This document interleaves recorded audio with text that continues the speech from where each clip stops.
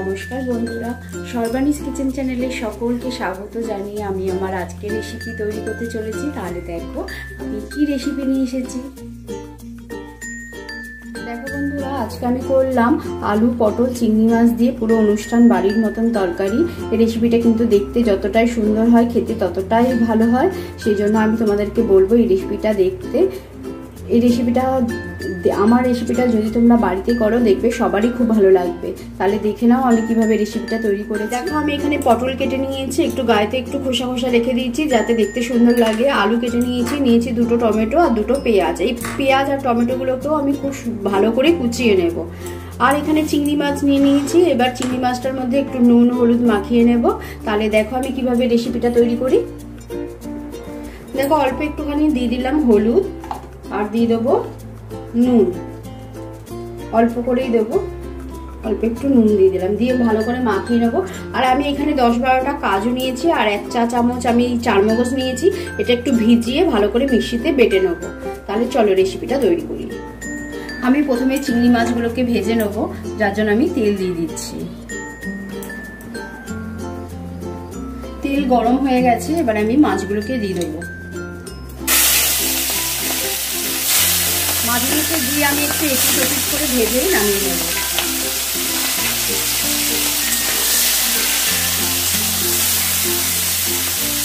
চিংড়ি মাছকে হাই ফ্লেমে দিয়ে রাখবে, কেন লো করলে পরে কি হবে, চিংড়ি মাছ থেকে জল ছেড়ে যাবে, তাতে মাছটা ভালো ভাজা হবে না এবং শক্ত হয়ে যাবে। বেশিক্ষণ চিংড়ি মাছ যদি কড়ার মধ্যে রেখে তেলের মধ্যে ভাজো তাহলে শক্ত হয়ে যাবে। হাই ফ্লেমে দিয়ে একটু এপিট ওপিট করে ভেজে নিয়েই নামিয়ে নিচ্ছি। দেখো আমি কয়েক সেকেন্ড একটু ভেজে নিলাম, নিয়ে এবার চিংড়ি মাছগুলোকে সব নামিয়ে নেব।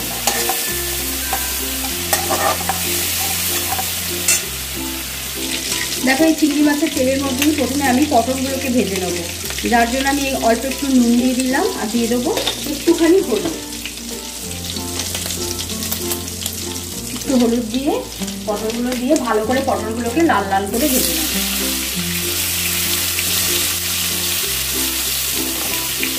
এতে কি হবে, পটলের মধ্যে চিংড়ি মাছের ফ্লেভারটা ঢুকে যাবে। সেজন্য আগে পটলগুলোকে ভেজে নেব। দেখো পটলগুলো খুব সুন্দর করে ভেজে নিয়েছি, এবার পটলগুলোকে তুলে নেব।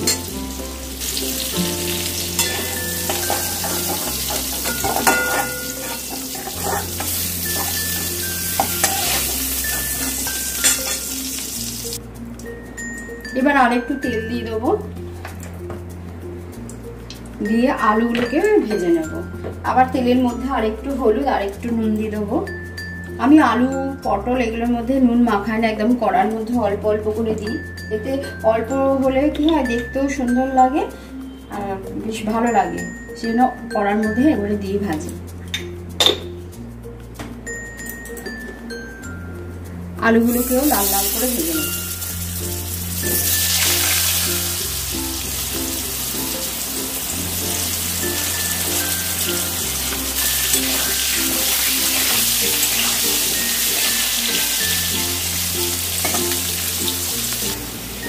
দেখো আলুগুলোকেও ভেজে নিলাম লাল লাল করে। এবার গ্যাসটা কমিয়ে আলুগুলোকে আমি তুলে নিচ্ছি।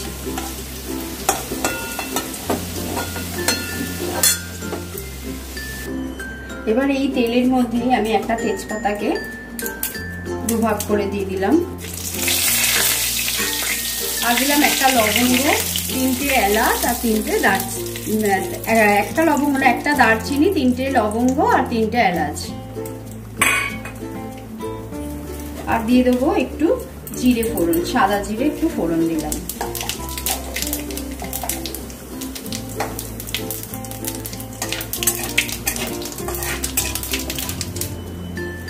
এবার কুচানো পেঁয়াজ দিয়ে দেবো।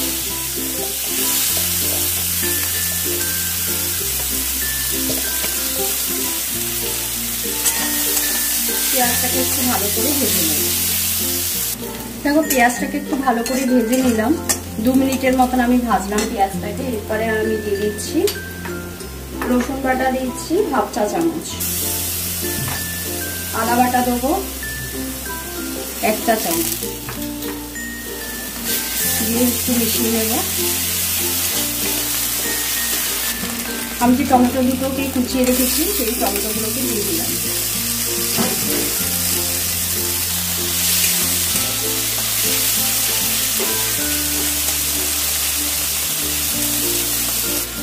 দেখো এবার আমি কাশ্মীরি লঙ্কা দিয়ে দেবো, 1 চা চামচ দিয়ে দিলাম কাশ্মীরি লঙ্কা গুঁড়ো।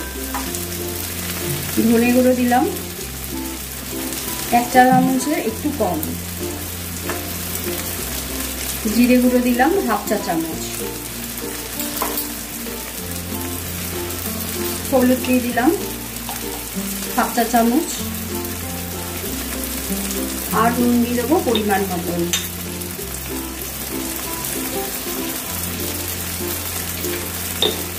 লঙ্কাটাও যে যার পরিমাণ মতন দেবে, আমি আমার পরিমাণ মতন দিলাম।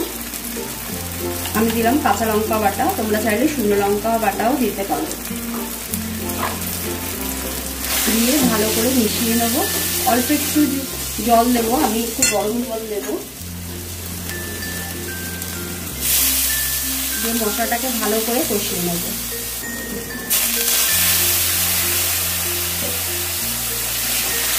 মশলাটাকে ভালো করে কষাতে হবে যতক্ষণ না তেলটা ছাড়ছে ততক্ষণ পর্যন্ত, আর টমেটোটা গলছে ততক্ষণ পর্যন্ত আমি মশলাটাকে কম আঁচেতে ভালো করে কষিয়ে নিচ্ছি। দেখো আমি ভালো করে কষিয়ে নিলাম সমস্ত মশলা দিয়ে। এবারে আমি যে কাজু আর চারমগজের পেস্টটা তৈরি করে রেখেছিলাম সেই পেস্টটাকে দিয়ে দিচ্ছি।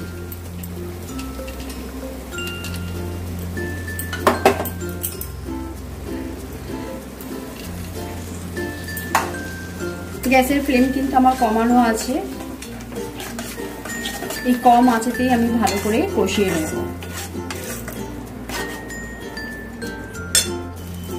দেখো এবারে আমি দিয়ে দেবো 2 টেবিল চামচ আমি টক দইকে ভালো করে ফেটিয়ে নিয়েছি, সেই টক দইটাকে দিয়ে দিলাম।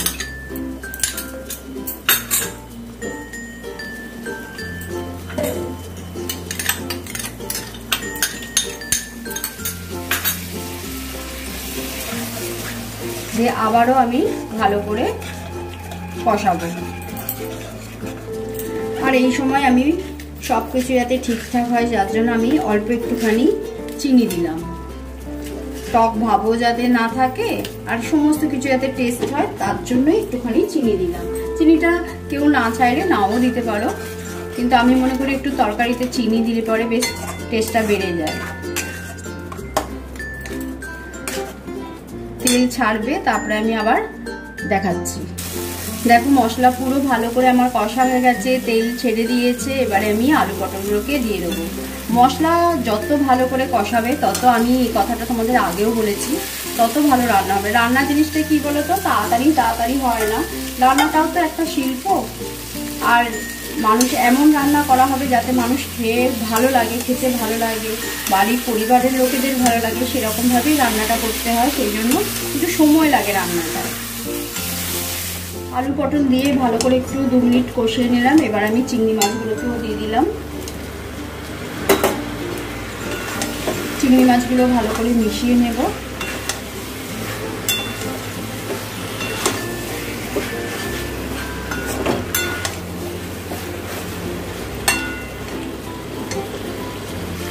দেখো চিংড়ি মাছ দিয়ে কয়েক সেকেন্ডে আমি নাড়াচাড়া করে নিলাম। এবার আমি দিয়ে দিচ্ছি গরম জল।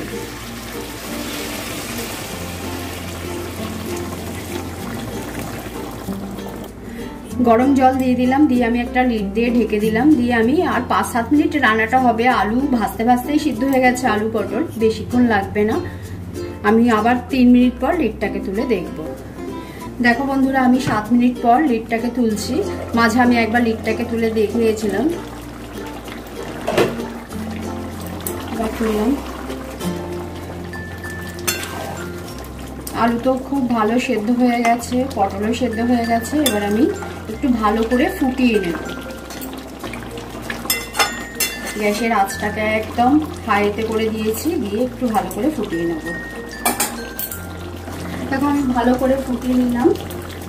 এবারে আমি একটু ঘি দিয়ে দেবো। 1 চামচের মতন ঘি দিলাম। আর দিয়ে দেবো একটু গরম মশলার গুঁড়ো দিয়ে দিলাম অল্প একটু দিয়ে দিলাম গরম মশলার গুঁড়ো, দিয়ে ভালো করে মিশিয়ে নেব। নিয়ে একটু গ্যাসের ফ্লেমটাকে বন্ধ করে দেবো, দিয়ে একটু ঢেকে রাখবো। হয়ে গেল, আমি 2 মিনিট ঢেকে রেখেছিলাম, তারপর আমি লিডটাকে তুলে এবার সার্ভ করার জন্য রেডি করবো। দেখো বন্ধুরা, আমি সার্ভ করার জন্য রেডি করে নিয়েছি আজকের রেসিপি আলু পটল দিয়ে চিংড়ি মাছের তরকারি। আমার আজকের রেসিপিটা যদি তোমাদের ভালো লেগে থাকে তাহলে একটা করে লাইক করে দিও, কমেন্ট করো কেমন হয়েছে রেসিপিটা। চ্যানেলটিকে সাবস্ক্রাইব করে আমার পাশে থেকো, পাশে থাকা বেল আইকনটি টিপে রেখো যাতে আমি যখনই কোনো ভিডিও আপলোড করব তোমরা আগে দেখতে পাও। সকলে সুস্থ থেকো, ভালো থেকো, পজিটিভ থেকো। আবার চলে আসবো অন্য কোনো দিন অন্য কোনো নতুন রেসিপি নিয়ে। আজকের মতন এইখানেই।